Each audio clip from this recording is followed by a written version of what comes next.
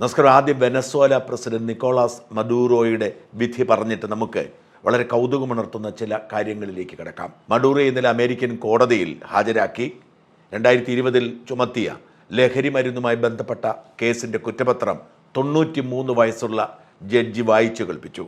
കുറ്റം നിഷേധിച്ചു. ഞാനൊരു തെറ്റും ചെയ്തിട്ടില്ല, നല്ലവനാണ്, വെനസ്വേല എന്ന പരമാധികാര രാജ്യത്തിൻ്റെ പ്രസിഡന്റാണ് എന്ന് പറഞ്ഞു എന്നാണ് മാധ്യമങ്ങൾ റിപ്പോർട്ട് ചെയ്യുന്നത്. എന്നാൽ അത് വാസ്തവമാണോ എന്നുറപ്പില്ല. ഒരുപക്ഷെ മഡൂറോ പറഞ്ഞിരിക്കുന്നത് എൻ്റെ മേൽ ഒരു അധികാരവും നിങ്ങൾക്കോ ഈ കോടതിക്കോ ഇല്ല, അധികാരമില്ലാത്തവരോട് മറുപടി പറയേണ്ട ബാധ്യത എനിക്കില്ല എന്നാവാം, നമുക്കറിയില്ല. കോടതിക്കുള്ളിലെ കാര്യങ്ങളൊക്കെ വളരെ രഹസ്യമാണ്. പാശ്ചാത്യ മാധ്യമങ്ങൾ പറയുന്നതാണ് സംഭവിച്ചത് എന്ന് വിശ്വസിക്കാൻ മാത്രമേ നമുക്ക് കഴിയൂ. മഡൂറോ എന്ന വെനസ്വേലിയൻ പ്രസിഡന്റിനെ അമേരിക്കൻ കോടതിയിൽ പോയി നീതിക്ക് വേണ്ടി വാദിക്കേണ്ട കാര്യമില്ല. വാദിച്ചാലും നീതി കിട്ടുമെന്ന് ഉറപ്പില്ല. കാരണം നിയമവിരുദ്ധമായി അമേരിക്ക വെനസ്വേലയിൽ കടന്നു കയറി പിടിച്ചുകൊണ്ടുവന്നതാണ്. അതുകൊണ്ട് എന്താണ് വാസ്തവമെന്നറിയാൻ പ്രത്യേകിച്ച് വഴിയൊന്നുമില്ല. മഡൂറോയുടെ ഭാര്യയുടെ ശരീരത്തിൽ മുഖത്തുമൊക്കെ ധാരാളം മുറിവുള്ളതായി പാശ്ചാത്യ മാധ്യമങ്ങൾ റിപ്പോർട്ട് ചെയ്യുന്നുണ്ട്. ഇതിനോടൊപ്പം പുറത്തു വന്ന മറ്റൊരു വാർത്ത, കോടതി മുറിയിൽ ചില നാടകീയ സംഭവങ്ങൾ ഉണ്ടായെന്നും ഗാലറിയിൽ നിന്നൊരാൾ നീ എന്നെ തടവിലാക്കിയതാണ്, നിനക്ക് ദൈവം നൽകിയ ശിക്ഷയാണ് എന്ന് വിളിച്ച് ബഹളം വെച്ചെന്നും മഡൂറോ അയാളോട് തട്ടിക്കയറിയെന്നുമുള്ള റിപ്പോർട്ടുകളുണ്ട്. ഇത്തരം മഡൂറോയുമായി ബന്ധപ്പെട്ട പാശ്ചാത്യ മാധ്യമങ്ങൾ പുറത്തുവിടുന്ന വാർത്തകൾ വിശ്വസിക്കല്ലാതെ മറ്റു വഴികളൊന്നുമില്ല. ഇതിനിടയിൽ വളരെ കൗതുകമുണർത്തുന്ന ഒരു സംഭവം റിപ്പോർട്ട് ചെയ്യപ്പെടുന്നു. അതേക്കുറിച്ചാണ് വാസ്തവത്തിൽ എൻ്റെ വീഡിയോ. ട്രംപ് വെനസ്വേല പിടിച്ചെടുത്തതിൻ്റെ പല ലക്ഷ്യങ്ങളിൽ ഏറ്റവും പ്രധാനപ്പെട്ടത് വെനസ്വേലയിലെ എണ്ണ സമ്പത്തിനെ കുറിച്ചാണ് നമുക്കറിയാം. ലോകത്തെ ഏറ്റവും അധികം ഓയിൽ റിസർവ് ഉള്ളത് വെനസ്വേലയാണ്. ഈ വെനസ്വേലയിലെ ഓയിൽ റിസർവ് എക്സ്ട്രാക്ട് ചെയ്തെടുക്കാൻ കഴിയുന്നില്ല, ഖനനം ചെയ്യാൻ കഴിയുന്നില്ല. അതിനുള്ള സാങ്കേതിക വിദ്യയില്ല. മാത്രമല്ല എണ്ണയ്ക്ക് കട്ടി കൂടുതലാണ്, രാസവസ്തുക്കളും മറ്റും ചെയ്ത് പ്രോസസ്സ് ചെയ്തെടുക്കാനുള്ള സംവിധാനമില്ല. അതുകൊണ്ട് ആ രാജ്യം പട്ടിണിയിൽ കിടക്കുന്നു. അമേരിക്കയുടെ കണ്ണ് അങ്ങോട്ടാണ്. ആ എണ്ണ തങ്ങൾ തന്നെ എടുക്കും, അല്ലെങ്കിൽ ചൈനയോ റഷ്യയോ ഒക്കെ കടന്നു കയറാൻ ഇടയുണ്ടേ എന്നാണ് അമേരിക്ക ആശങ്കപ്പെടുന്നത്. അതിനുവേണ്ടിയാണ് അമേരിക്ക ഇത്രയും വലിയ റിസ്ക് എടുത്തത്. എന്നാൽ ഈ ഓപ്പറേഷനിൽ അപ്രതീക്ഷിതമായി ലോട്ടറി അടിച്ചത് ഇന്ത്യക്കാണ് എന്നത് അധികമാരും ശ്രദ്ധിച്ചിട്ടില്ല. അതിന് മറ്റൊരു കാരണമുണ്ട്. ഈ വെനസ്വേലയോട് ചേർന്ന് കിടക്കുന്ന ഒരു ലാറ്റിൻ അമേരിക്കൻ രാജ്യമാണ് ഗയാന. ലാറ്റിൻ അമേരിക്കയിൽ ജനസംഖ്യ ഏറ്റവും കുറവുള്ള രാജ്യങ്ങളിൽ ഒന്നാണ്. ആകപ്പാടെ 8 ലക്ഷം പേർ മാത്രമേ അവിടെയുള്ളൂ. ഒരു സമ്പൂർണ്ണമായ ഒരു ദ്വീപ് രാജ്യമാണ്. പണ്ട് വെസ്റ്റ് ഇൻഡീസിൻ്റെ ഭാഗമായിരുന്നു. ജോർജ് ടൗൺ എന്നാണ് ഈ രാജ്യത്തിൻ്റെ തലസ്ഥാനത്തിൻ്റെ പേര്. 2017 വരെ ഒരു പട്ടിണി രാജ്യമായിരുന്നു ഈ ഗയാന. 41% ആളുകളും ദാരിദ്ര്യരേഖയ്ക്ക് താഴെയായിരുന്നു. ഇന്ന് അമേരിക്കൻ ഭൂഖണ്ഡങ്ങളിലെ GDP പെർ ക്യാപിറ്റയുടെ അടിസ്ഥാനത്തിൽ 4ാമത്തെ രാജ്യമാണ്. അതായത് അമേരിക്കയും കാനഡയും ബഹമസും കഴിഞ്ഞാൽ അടുത്ത രാജ്യമാണ് ഗയാന. വളരെയേറെ സവിശേഷതകളുള്ള രാജ്യമാണ്. ഗയാനയുടെ ഏറ്റവും വലിയ പ്രത്യേകത ഇന്ത്യൻ വംശജരാണ് അവിടെ കൂടുതൽ എന്നതാണ്. എത്നിക് ഡിവിഷൻ എടുത്ത് നോക്കിയാൽ 39.8% ഇന്ത്യൻ വംശജരാണ്. ഇവരുടെ പൂർവ്വപിതാക്കന്മാർ ഇന്ത്യക്കാരായിരുന്നു. 29.3% ആഫ്രിക്കക്കാർ, അതായത് ആഫ്രിക്കയിൽ നിന്നും വന്നവർ, ആഫ്രിക്കൻ കറുത്ത വർഗ്ഗക്കാരാണ് 29.3%. 20% മിക്സഡ് ആണ്. പല ആളുകൾ തമ്മിൽ പല വംശജർ ചേർന്നുള്ളതാണ് 20%. 10.5% ഗോത്രവർഗ്ഗക്കാരാണ്, അതായത് ആ നാടിന് അവകാശപ്പെട്ടവർ.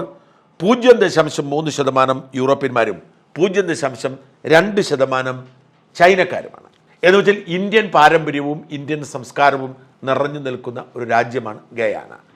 എന്നാൽ മതത്തിലേക്ക് പോയാൽ ഭൂരിപക്ഷം ക്രൈസ്തവ മതമാണ്. ഇന്ത്യക്കാരടക്കമുള്ളവർ ക്രിസ്ത്യാനികളാണ് അവിടെ കൂടുതലും. ഇന്ത്യൻ വംശജരടക്കമുള്ളവർ ക്രിസ്ത്യാനികളാണ്. അവിടെയുള്ള ജനസംഖ്യയിൽ 64% പേരും ക്രിസ്ത്യാനികളാണ്. 25% പേര് ഹിന്ദുക്കളാണ്. 7% മാത്രമാണ് മുസ്ലിമുകളുള്ളത്. ഓർക്കണം, കേവലം 7% ഈ ഗയാന എന്ന രാജ്യത്തെ മുസ്ലിം ജനസംഖ്യ. പക്ഷേ ഗയാനയുടെ പ്രസിഡന്റ് ഒരു മുസ്ലിമാണ്. മുഹമ്മദ് ഇർഫാൻ അലി എന്നാണ് അദ്ദേഹത്തിൻ്റെ പേര്. ജനകീയനാണ്. 2017 41% ആളുകൾ ദാരിദ്ര്യരേഖയ്ക്ക് കീഴിലായിരുന്ന രാജ്യം ഇന്ന് ലോകത്തെ ഏറ്റവും സമ്പന്ന രാജ്യമായി കുതിച്ചുകൊണ്ടിരിക്കുന്നതിൻ്റെ പ്രധാന ശില്പി ഈ അലിയാണ്.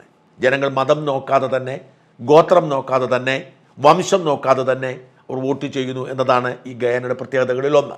എടുത്തു പറയേണ്ട ഒരു കാര്യം, ഈ രാജ്യത്തിന് ഇന്ത്യയോടുള്ള പ്രത്യേക ഇഷ്ടമാണ്. ഇന്ത്യൻ വംശജരായ ഗോത്രവർഗ്ഗക്കാർ ഉണ്ട് എന്നത് തന്നെയാണ് അതിൻ്റെ പ്രധാന കാരണം. ഈ രാജ്യം പെട്ടെന്ന് വളരാൻ ഒരു കാരണമുണ്ട്. 2015 ഗയാനയിൽ പൊടുന്നനെ വലിയ തോതിലുള്ള എണ്ണ നിക്ഷേപം കണ്ടെത്തുന്നു. 2010 സൂചനയുണ്ട്, 2015 സ്ഥിരീകരിക്കുന്നു. 2019 വലിയ തോതിൽ വാണിജ്യാടിസ്ഥാനത്തിൽ അത് ഖനനം ചെയ്യാൻ തുടങ്ങി. ഇതോടുകൂടിയാണ് ഈ രാജ്യം പൊടുന്നനെ സമ്പന്നമാകുന്നത്. ഗയാനയുടെ എണ്ണ നിക്ഷേപം കൃത്യമായി ഉപയോഗിക്കുന്ന ഭരണാധികാരി കൂടി വന്നതോടെ ഗയാന അതിവേഗതയിലാണ് വളരുന്നത്. ഏറെ വേഗത ഖത്തറിനേക്കാളൊക്കെ സമ്പത്തുള്ള ഒരു രാജ്യമായി ഗയാന മാറിയെന്ന് വരാം.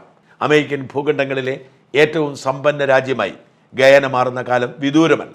ഇപ്പോൾ ഒരു ദിവസം 8 ബില്യൺ ബാരൽ എണ്ണയാണ് ഗയാന ഉൽപ്പാദിപ്പിച്ച് കയറ്റി അയക്കുന്നതെങ്കിൽ 2030 ആകുമ്പോഴേക്കും അത് 1.7 മില്യൺ, അതായത് 17 ലക്ഷം ബാരൽ പെർ ഡേ ഉത്പാദിപ്പിക്കുമെന്നാണ് കണക്കാക്കപ്പെടുന്നത്. ഇരട്ടിയാക്കുമെന്നാണ് കണക്കാക്കപ്പെടുന്നത്. ഈ വർധന വർദ്ധിച്ചുകൊണ്ടിരിക്കും. ഏതായാലും 11 ബില്യൺ എണ്ണ നിക്ഷേപം ഇതിനോടകം കണ്ടെടുത്തിട്ടുണ്ട് എന്നാണ് റിപ്പോർട്ടുകൾ. അതുകൊണ്ട് തന്നെ ലോകത്തെ ഏറ്റവും സമ്പന്ന രാജ്യങ്ങളിലൊന്നായി ഗയാന മാറുമെന്നുറപ്പാണ്. ഇത് തിരിച്ചറിഞ്ഞ് കൃത്യമായ ഒരു ഇടപെടൽ നമ്മുടെ പ്രധാനമന്ത്രി മോദി നടത്തിയിരുന്നു. ഗയാന എന്ന രാജ്യം സ്വാതന്ത്ര്യം നേടിയതിനു ശേഷം ആദ്യമായി ഗയാന സന്ദർശിക്കുന്ന ഇന്ത്യൻ പ്രധാനമന്ത്രിയാണ് നരേന്ദ്രമോദി. 2024 നവംബറിൽ 2 ദിവസത്തേക്ക് ഗയാന സന്ദർശനത്തിന് മോദി എത്തിയിരുന്നു. ആ രാജ്യത്തിൻ്റെ പരമോന്നത പുരസ്കാരമൊക്കെ കൊടുത്താണ് മോദി അവർ സ്വീകരിച്ചതും ആദരിച്ചതും.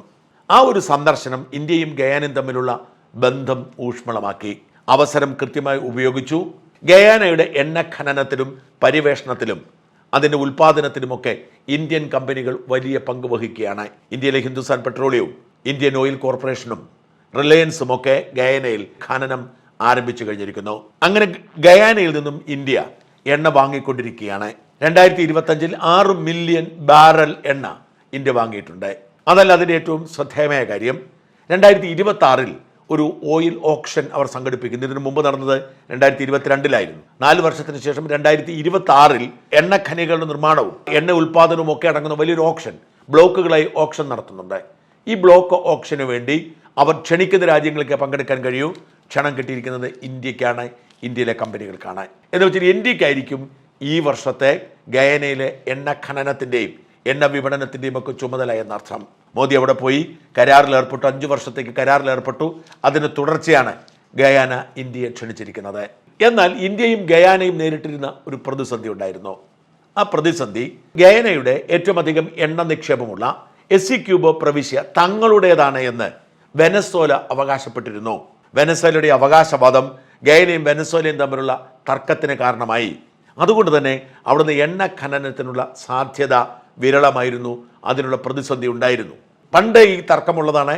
എന്നാൽ 1899 പാരീസ് ആർബിട്രേഷൻ അനുസരിച്ച് 1899 ഓർക്കണം, ഇന്ത്യൻ സ്വാതന്ത്ര്യത്തിനൊക്കെ 50 വർഷം മുമ്പാണ്. 1899 പാരീസ് ആർബിട്രേഷൻ പ്രകാരം എസിക്യൂബോ പ്രവിശ്യ ഗയാനയ്ക്ക് കൈമാറിയതാണ്.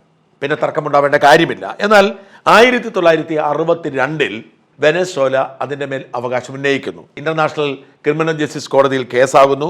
അതങ്ങനെ നീളുകയാണ്. അങ്ങനെ ഇരിക്കവെയാണ് അപ്രതീക്ഷിതമായി 2017 മുതൽ ഈ തീരപ്രദേശത്ത് എണ്ണ നിക്ഷേപം കണ്ടെത്തുന്നത്. ഇതോടെ വീണ്ടും വെനസ്വേലയ്ക്ക് ആഗ്രഹം മൂത്തു. വെനസ്വേല 2022 തങ്ങളുടെ പ്രവിശ്യയാണെന്ന് പ്രഖ്യാപിക്കുകയും ഒരു റഫറൻഡം നടത്തി എസിക്യൂബോ പ്രവിശ്യയെ നിയമവിരുദ്ധമായി വെനസ്വേലയുടെ ഭാഗമാക്കുകയും ചെയ്തു. ബ്രസീലും UK-യും US-ഉം ഒക്കെ ഇതിനെ എതിർത്തു. ഇന്റർനാഷണൽ ക്രിമിനൽ ജസ്റ്റിസ് കോടതി രംഗത്തിറങ്ങി. കരീബിയൻ രാജ്യങ്ങളുടെ തന്നെ ചർച്ചയ്ക്കൊടുവിൽ ആ പ്രശ്നം തൽക്കാലത്തേക്ക് പരിഹരിക്കുകയായിരുന്നു. അങ്ങനെ വെനസ്വേലയും ഗയാനയും തമ്മിലുള്ള തർക്കത്തെ തുടർന്ന് ഗയാനയ്ക്ക് എണ്ണ ആവശ്യത്തിന് ഖനനം ചെയ്തെടുക്കാനുള്ള അവകാശത്തിൽ ചില നിയന്ത്രണം ഏർപ്പെടുത്തപ്പെടുന്നു. അത് ഇന്ത്യയുടെ വിപണന സാധ്യതയെ ബാധിക്കുമായിരുന്നു. എന്നാൽ ട്രംപ് വെനസ്വേലയുടെ നിയന്ത്രണം ഏറ്റെടുക്കുമ്പോൾ, വെനസ്വേലിയൻ പ്രസിഡന്റിനെയും ഭാര്യയെയും തടവിലാക്കുമ്പോൾ വെനസ്വേല എന്ന രാജ്യം തന്നെ അപ്രസക്തമാകുന്നു.